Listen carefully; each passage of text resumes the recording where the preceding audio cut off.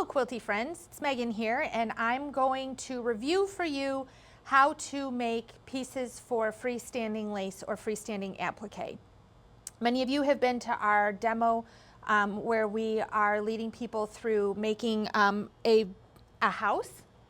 And this video is meant to be a reminder of the things that I told you at that demo, okay? So I'm not going to be as in-depth in this video as I was there, but I am going to go through the basic process.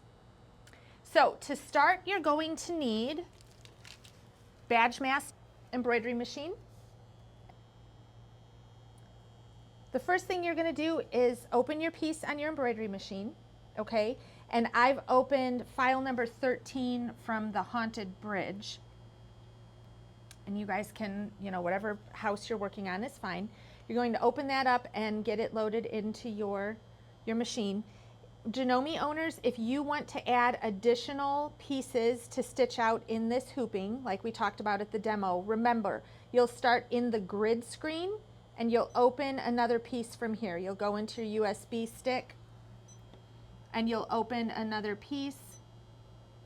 I don't know that I can open another piece in this small hoop, but you'll just open another piece and you'll move it to a different spot, okay? But remember, if you want to open more than one file at a time, you have to start in the grid screen, okay?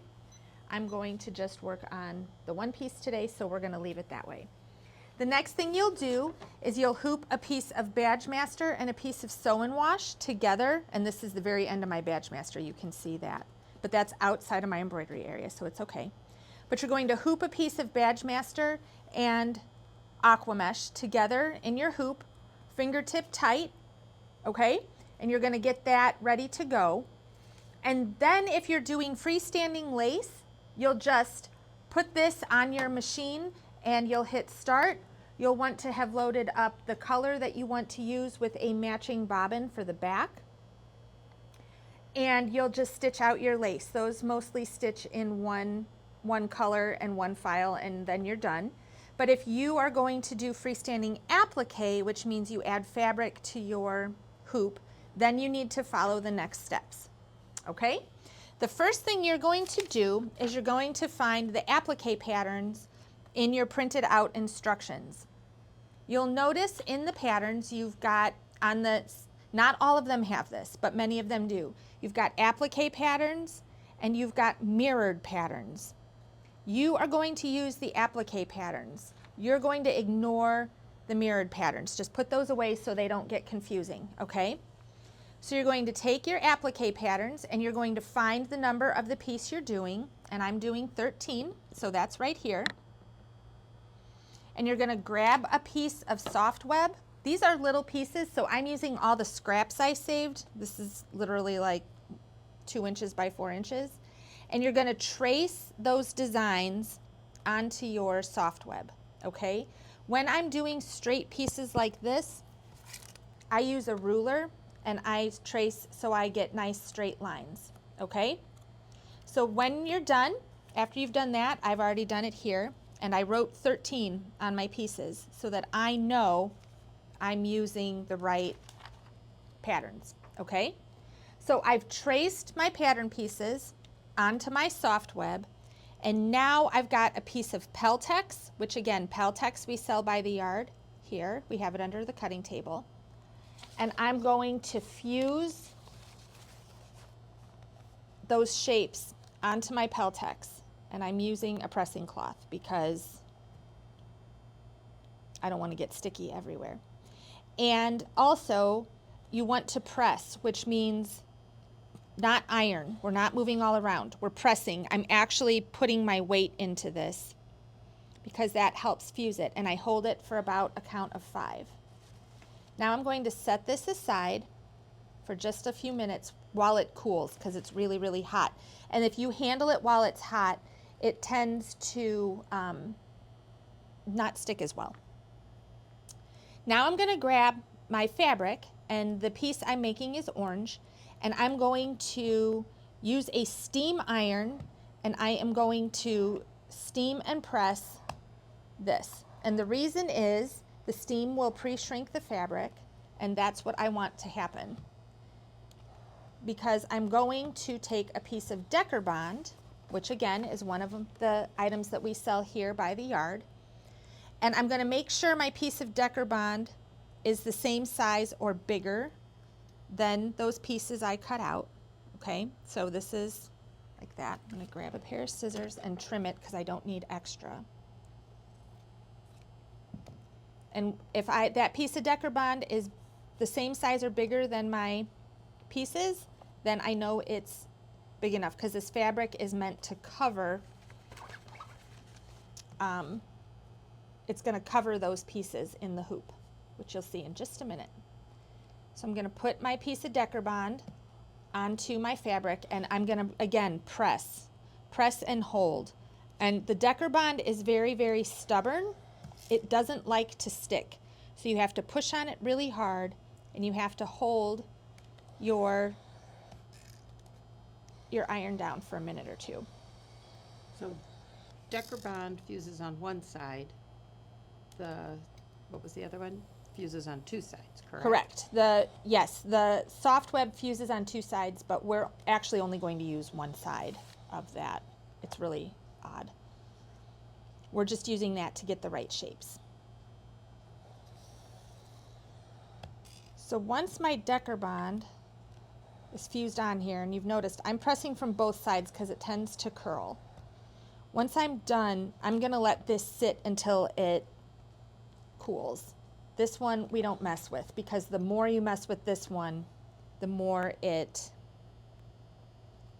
distorts and the more likely it is not to stick, because this baby really doesn't want to stick.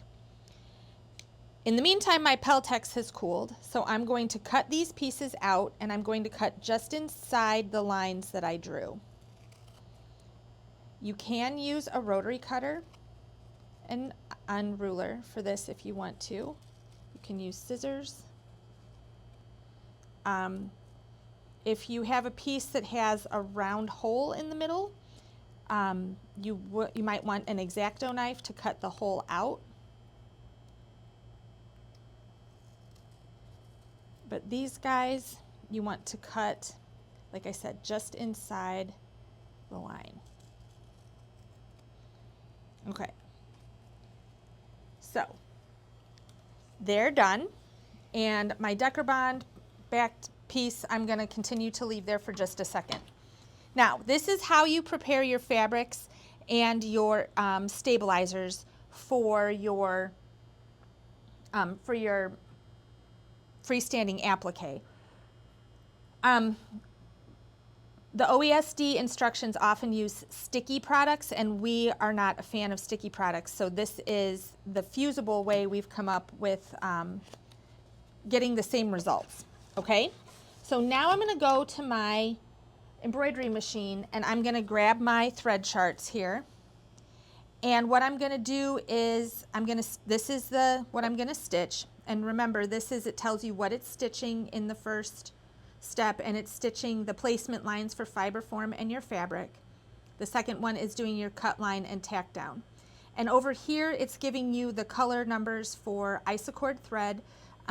We are using exquisite thread. You can either substitute, here you can see it's an orange and a black. You can substitute on your own, or you can come in and we have conversion charts for Isocord to exquisite thread. So I have orange thread loaded up in my machine, and I have a white bobbin on the back for right now. And the first thing it's going to stitch is a placement line. So I'm going to let it stitch that. Oh, duh. You have to be in the ready to sew screen. You can't stitch from the grid screen. Okay, now we should be ready to go. And that's going to stitch our placement lines.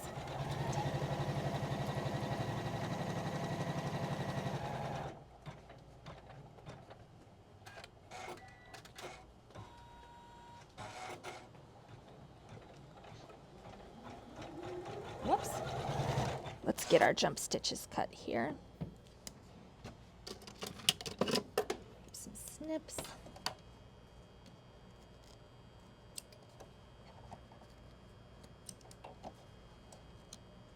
There we go. Clean that up a little bit. you wait and put jump stitches at the end? You can, but it's just No. neater.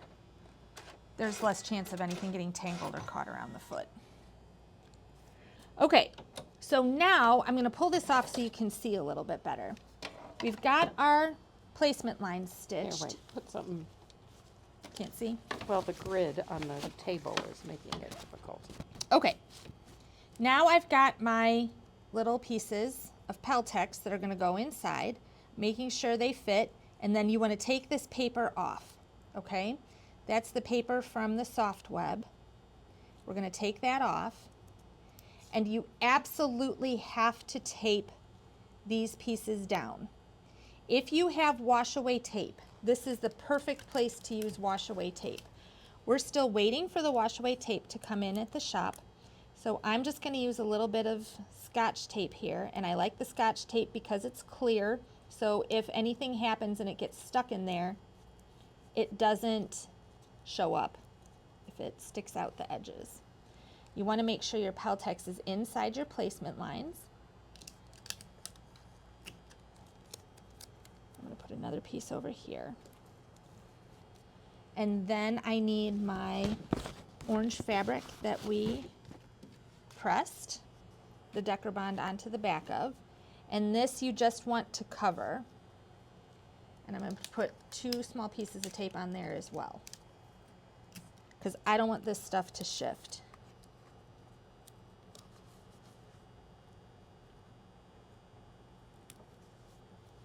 Okay, now we put this back on the embroidery machine, and it's going to stitch tack down lines.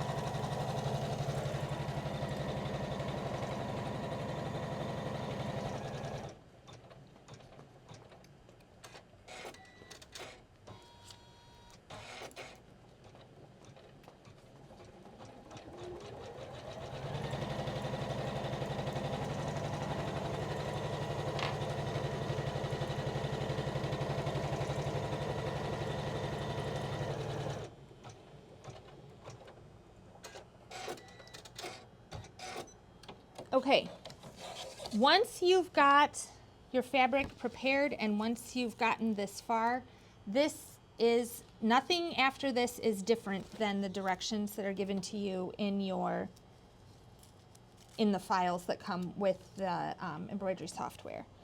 At this point, we're just proceeding like normal applique. I'm going to trim up my pieces as close as I can to my stitch down lines, my tack down lines.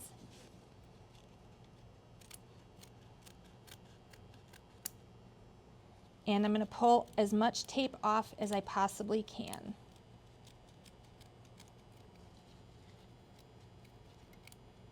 The Decker Bond does make this fabric a little harder to cut than regular applique or fabric that's backed with SF101.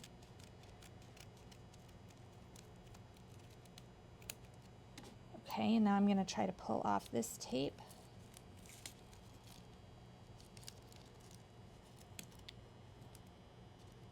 So if you have the wash-away tape, If you have the wash away tape, you don't have to do anything. You can just leave it on there because it'll just wash away. We should have some in the shop by the time this video gets up, but no promises. Yeah, see, if you had wash away, you just leave this and it'll just wash away and add a little bit more stability to your finished. because at the end you're going to have to wet all these. Correct, yeah, because all of this stabilizer will come out. Okay, so, whoop, one more piece. This is all cleaned up. So I'm going to load it back on, and the next step is orange line work. It's just going to do pretty little decorative stitching.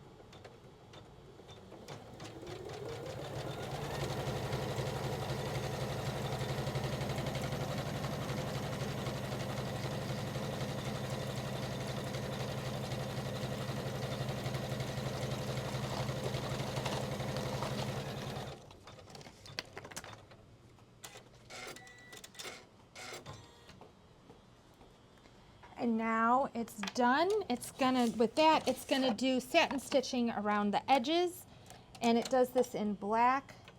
So I'm going to throw in a black bobbin and change my thread to black thread. We want the black bobbin because I always use a black bobbin when I'm using black thread on top. But in this case, this satin stitching shows from both sides, so you want black on the back. Okay,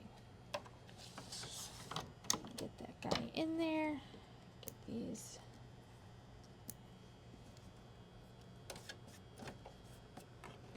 Okay, so now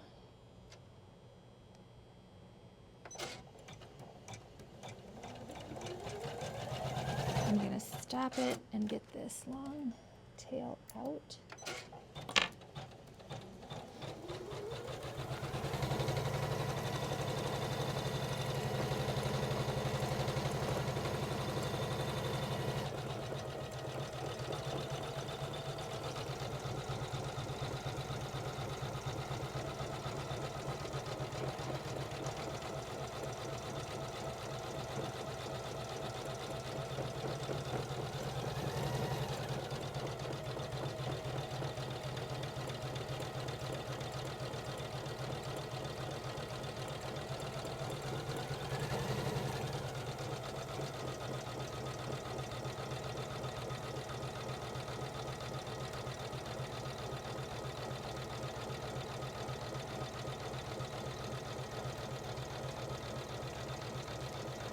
Okay, so this has several minutes left to stitch, and you probably don't want to watch the machine satin stitch that whole thing. When you're done with that, you'll take those pieces out and you'll run them under warm running water, get all your stabilizer off the edges, and you want them to be slightly tacky when you're done, and then let them dry on a cookie cooling rack is the best way to do it. You can also let them dry on parchment paper, but you want them to dry on something that's non-stick. If you put them on a fuzzy towel, you're going to have fuzzies stuck to your pieces. If you put them on a paper towel, you're probably going to be starting over because the paper towel just sticks to it incredibly, and you can't get it all out. But anyway, that's how you want to do your pieces for freestanding applique, and we'll see you in the shop soon.